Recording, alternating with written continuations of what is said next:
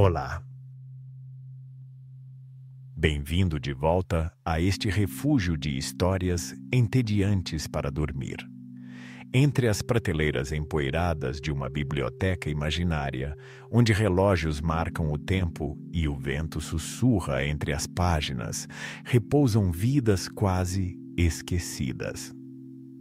Hoje, viajaremos pelos rodapés da história, descobrindo 20 cientistas obscuros, pessoas que investigaram, observaram, desenharam e calcularam, mas cujos nomes raramente ecoam nas salas de aula ou nos palcos das grandes premiações. Acomode-se, respire fundo, sinta o peso leve das pálpebras. Se o sono vier, deixe-o entrar. Afinal, esses cientistas que tantas vezes foram ignorados não se importariam de serem esquecidos mais uma vez. Vamos começar. Jan Swammerdam. Um nome pouco familiar, difícil de pronunciar, talvez já premeditando seu destino nos compêndios do saber. Jan nasceu em 1637, em Amsterdã. Era filho de um próspero boticário que queria que ele fosse médico. Mas Jan tinha outra paixão. Ele gostava de dissecar coisas. No século XVII, ele se debruçava sobre mesas iluminadas por velas, rodeado por lentes e alfinetes. Passava horas dissecando insetos, moscas, gafanhotos, besouros, com uma precisão quase obsessiva. Enquanto outros estudantes observavam corações humanos ou pulmões, Jan preferia as asas translúcidas de um inseto. Ele passava horas com um microscópio rudimentar, que na época nem tinha lentes tão boas assim, só para ver minúsculos músculos se contraindo, ou traqueias quase invisíveis. Seu objetivo: demonstrar que a lagarta e a borboleta são, na verdade, o mesmo animal, apenas em diferentes fases da vida. Antes dele, muitos acreditavam que o casulo era um misterioso renascimento, quase mágico. O mais curioso é que, com essas observações, Swammerdam fez descobertas fundamentais. Antes dele, muita gente acreditava que uma lagarta simplesmente morria, e do seu corpo brotava uma nova criatura, a borboleta. Uma metamorfose quase mágica, quase milagrosa. Mas Jan mostrou que não. Ele abriu cuidadosamente casulos e pupas, encontrando dentro deles os rudimentos das asas, das antenas, das pernas adultas. Tudo já estava lá, só esperando o momento certo. Ele provou que a lagarta não morre para virar borboleta. Ela apenas muda de forma, num processo contínuo do mesmo indivíduo. Swammerdam era tão meticuloso que pesava suas moscas em balanças minúsculas. Ele também guardava centenas de frascos com espécimes mergulhados em álcool. Alguns dias, ele ficava tão entretido que esquecia de almoçar. Dizem que suas unhas viviam sujas de pólen e pequenos fiapos, e que sua mesa estava sempre coberta de asas perdidas. Uma vez, ele escreveu em seu diário: "Hoje observei o bater do coração de uma pulga. Parecia uma pérola pulsante, tão delicada que temi respirar." Essas anotações ficaram guardadas em armários de carvalho escuro, junto com pilhas de insetos secos. Jan Swammerdam morreu jovem, aos 43 anos, provavelmente de tuberculose, e seus cadernos repousaram esquecidos em uma biblioteca de Leiden por quase um século. São folhas silenciosas, guardando o segredo de um ciclo de vida que por muito tempo ninguém se preocupou em entender. Seus estudos só foram valorizados muito depois.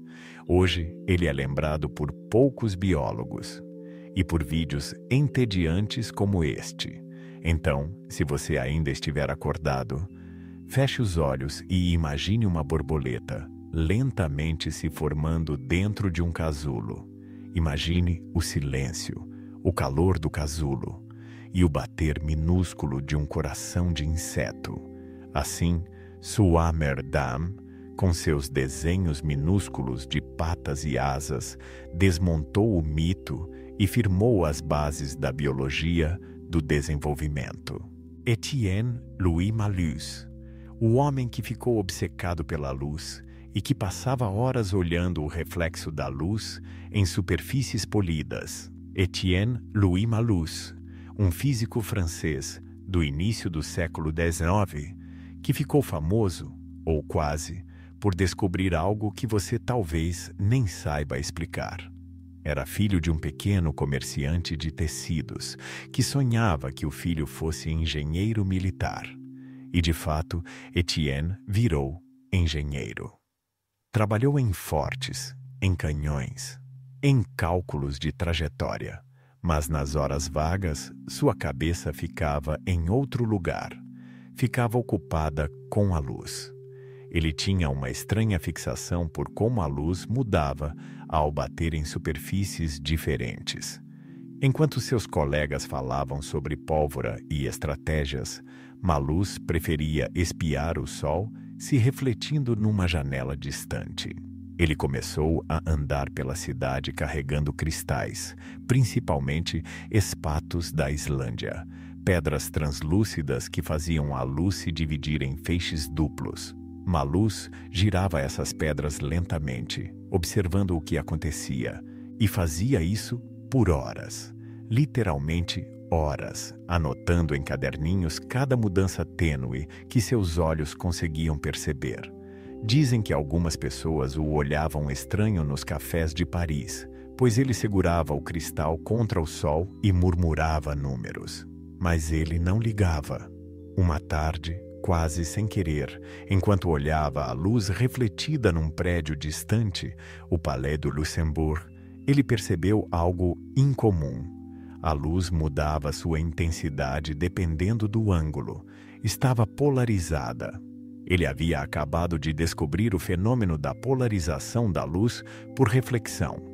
Malus passou os meses seguintes escrevendo fórmulas, riscava, reescrevia, rabiscava margens inteiras com pequenos triângulos e senos de ângulos. Às vezes, ele esquecia de comer. Seu assistente anotou num diário que Malus tinha o hábito curioso de sussurrar cosseno, cosseno, cosseno antes de dormir. Ele também colecionava lentes e pequenos espelhos.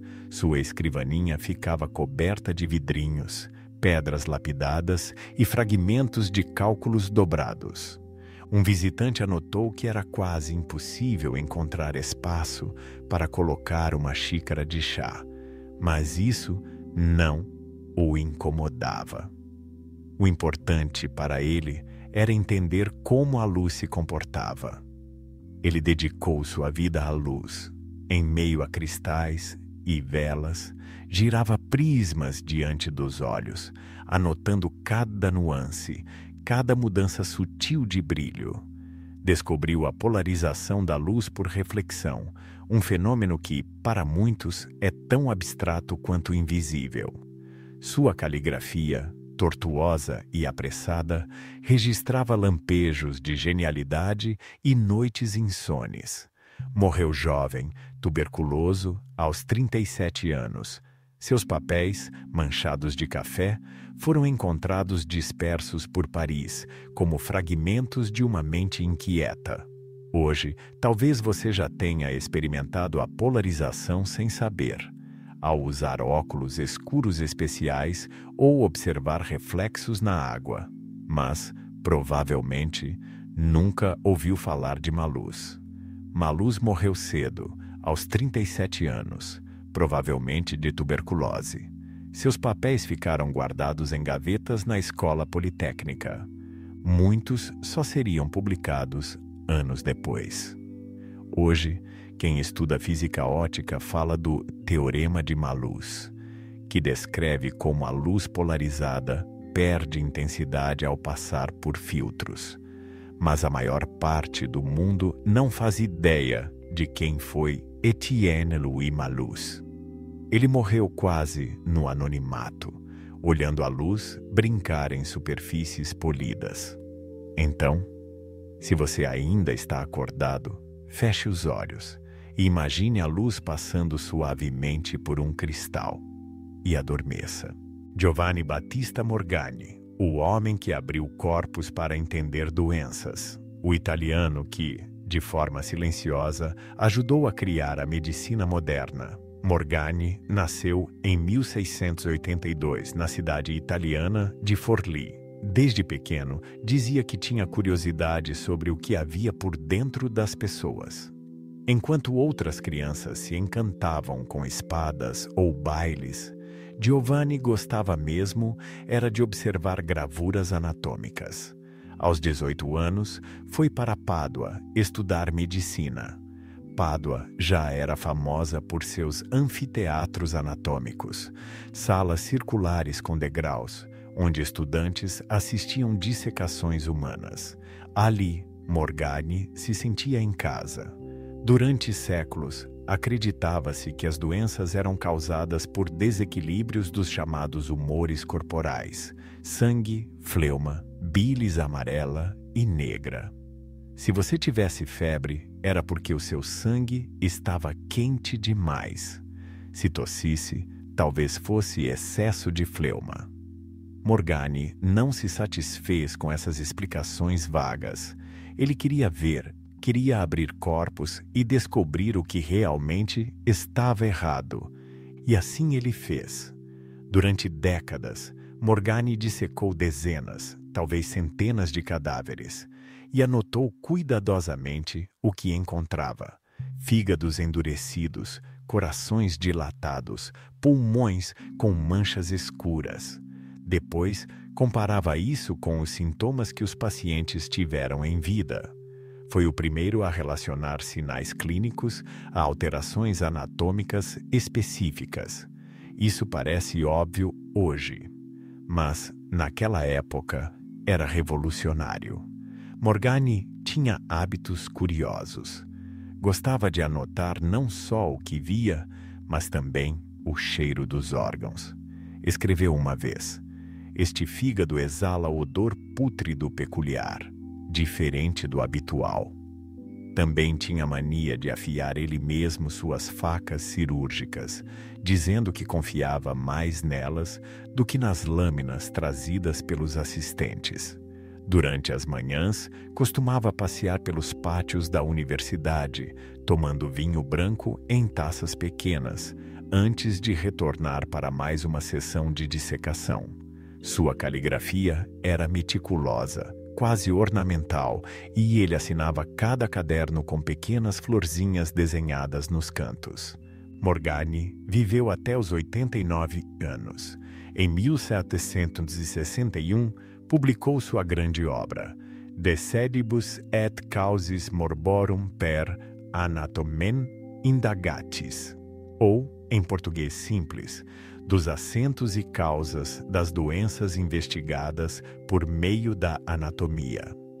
Foi o livro que mudou a medicina. Pela primeira vez, as doenças eram vistas como problemas localizados em órgãos, não mais mistérios etéreos espalhados pelo corpo. Hoje, pouca gente lembra de Morgagni, mas sempre que um médico te pede um exame para descobrir o que há dentro, há um pouquinho dele ali. Então, se você ainda está acordado, feche os olhos, imagine corredores de pedra fria em Pádua e durma bem.